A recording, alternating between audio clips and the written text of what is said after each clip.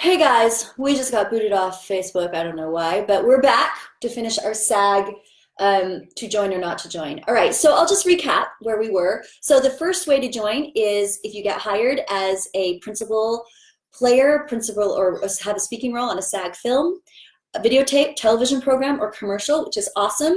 They say it's the least likely way. Not everybody joins that way. The second way, number two, is how I joined, which is you can be an affiliate of one of the other unions that are affiliated with SAG, which is AEA, that's for theater. Let's see who's joined us. Taryn, yo, and Catherine's back. Awesome. So you can join if you're a member of AEA, which is for theater, AGVA, which is for circuses, Las Vegas showrooms, cabarets, stuff like that. AGMA, which is opera. ACTRA, which is Canadian radio or actors or radio performers, which is great. All right, so if you do that, you can just pay your dues and join SAG as well, which is really cool. The third way to join SAG, and this is how a lot of people do it, and it's not a bad way at all, is to get hired as a SAG extra on a SAG film or commercial or whatever, and that's the most likely way people get in. Now, so it's tricky about this. My students ask me all the time, okay, so I was on, this SAG thing that's here in Salt Lake, and I have 3 pink vouchers. And I always thought, yeah, the 3 vouchers, that's proof enough. You can send those into SAG and you can join the union or become SAG eligible, which we're going to talk about SAG eligibility in a second. So, but that is not true. Those 3 vouchers will not get you in. I know I called SAG yesterday and asked them. I was like, hey, I have all these students. They want to know, what's the deal? The 3 vouchers do not work. This is what works. So what you have to do is you have to actually, let me get down here. You have to have an original paycheck stub from your shoot. So if you did 3 days and you have the pay stub, just one pay stub, that's totally fine if it was for all 3 days, all right? Or you have to get the original activity printout or report from the payroll company. And I was like, what the heck is that? So I asked them. So basically what you have to do is you either have to talk to the extra agency that signed you up, the booker for that, and they can get you that printout that you were there, or you can call the production company itself and get that paperwork, all right? So we're gonna get back to how you become, well, I guess we'll do it right now. So what you do is when you have that, when you have those actual pay stubs or the original activity printout report, report from the payroll, you mail those into SAG, or if you live in LA, you can just go into the SAG office and do it. If you're gonna mail it in, you are going to need, I wanna make sure I have this right, you need to include on a separate piece of paper your name, your current address, your current telephone number, and your date of birth.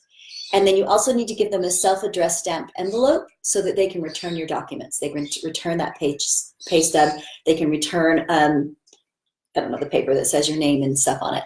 So you cannot send them a photocopy of the paycheck stub or of the activity printout or report from the payroll.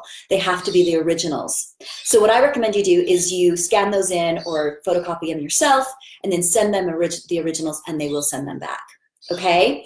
All right, so it's also a pretty big deal if you try to be sneaky about getting into SAG and you're not really eligible. They do some pretty big stuff. They, legitimacy of application. So if you have false representation that, or your deception on your part, that you were on a SAG shoot and you weren't, or it wasn't SAG or whatever, they will find that out probably, and it could jeopardize your further chances to join the guild. So don't do that. Don't fake it. Really do it for real. Do it for legit. Okay, so that's how you become SAG. Now, once you become SAG, you just have to pay them a little bit of money and then you join. Once you become eligible, you can join. The SAG dues, let's see, I think it's $3,000 to actually join SAG. And a lot of people, if they don't live in LA, they're like, well, I live in Atlanta, or I live in Salt Lake, or I live in Vancouver, or whatever. Not Vancouver, yeah, Vancouver, Washington. They're like, SAG fees here is only like $1,500. So I'll join here and then I won't have to pay the $3,000 when I get to LA. That's not true. You can join in a district that is a lower amount for SAG, that's great, but once you get to a major market like LA or New York, you're gonna have to pay the extra amount. You're gonna have to pay the full $3,000. And I'm not exactly sure if it's exactly $3,000 right now. I should know that. I don't see that on my paperwork, but that's really easy to find out. I think it's around $3,000. Okay, so you've paid your money. Awesome, great. Now, the next thing is dues are based on, you're gonna have to pay your yearly dues for SAG. You become a member. Dues right now are $201.96. And then in addition, members pay 1.575% of all individual earnings under SAG contracts between $1 and $500,000. So you're going to have to pay 1.575% of all your earnings. So usually SAG will send you a little letter saying, hey, what were your earnings? You fill it out, you send it in to them, and then they will bill you for the extra earnings. Now, I personally think it's very unfair that it's just from $1 to $500,000 that pays SAG. I think that the big people should be paying something. You know, the people that like make millions and millions, the actors that make millions and millions, I think they should be, I mean, maybe a small percent, 0.25%. So I think that would really help the union. And why not? They can certainly pay 0.25%. It doesn't have to be 1.5. That's what I would do. I'd say if you make over 500,000, you have to pay 0.15.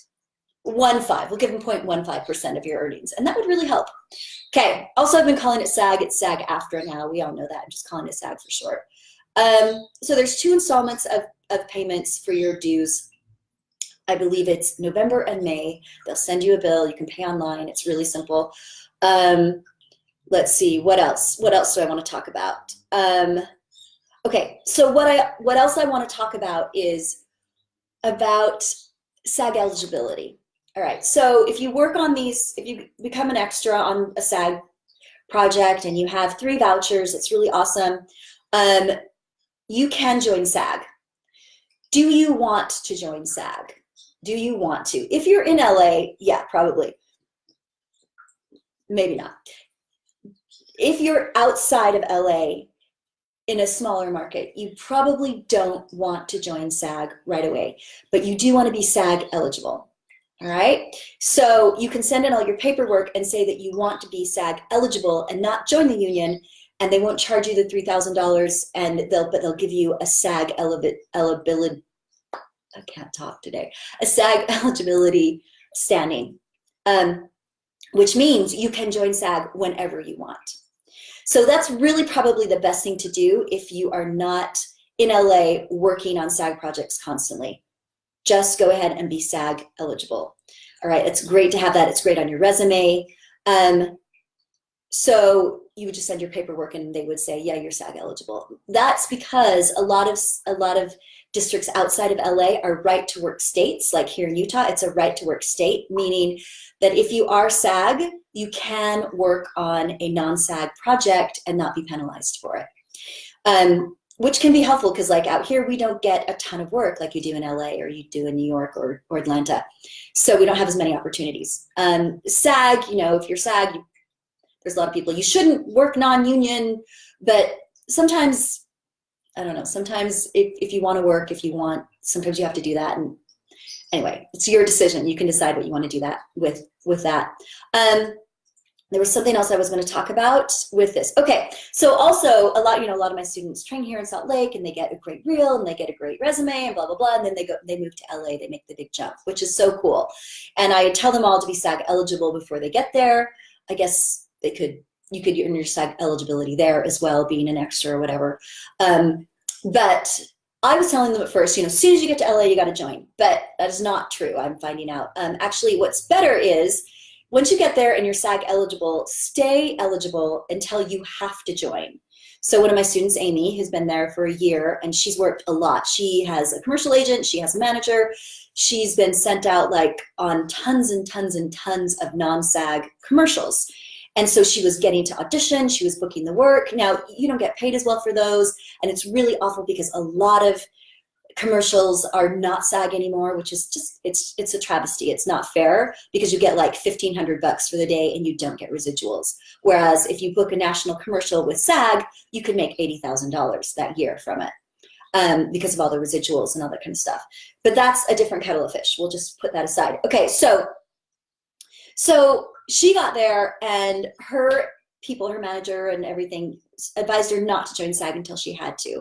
And so that way she could go out to all these auditions for all this other stuff. She could build up her reel more, she could book more stuff. And then she did book a pilot, and then she had to join. And she had her money saved up. So you want to save your $3,000, get a little special bank account if you want to, put money into that, and she could join. So she pretty much had to join now, because she booked this thing. So now she can only go out for SAG projects in LA. She can only go out for SAG commercials and SAG films and TV and that kind of stuff.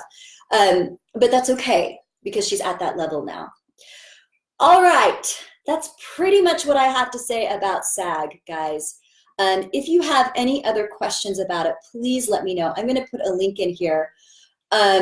Oh, sorry, I saw this question. I just saw the question from you, Courtney. I had my paper up so I couldn't see. So SAG eligibility doesn't expire, is what Courtney is asking. Yes, it does not expire.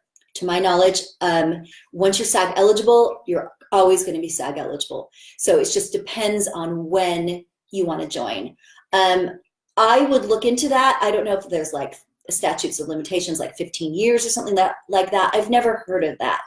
But I'm sure at least for like 5 or 6 years, if you're SAG eligible, you're SAG eligible. So then you can join. Okay, guys. I hope this was helpful. I hope this was helpful. Nikki hopes it was helpful too. Okay, thank you so much for watching Acting from All Angles. I love that you guys are here. And for the people that are going to be watching after this is live, that's great. I'm sorry that you missed the first. I had this fun music. I'm going to play it again because it's really cool. And but I'm going to put those together. And you know, you can always find these on my blog, actorsinactionclass.com, the blog there. I always repost these the next day in a blog post. All right, so that's there.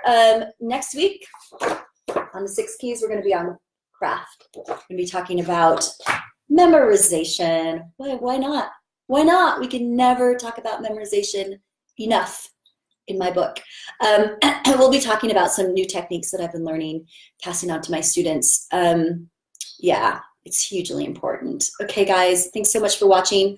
Let's get back to our music. All right, so we're gonna dance it out. Here we go.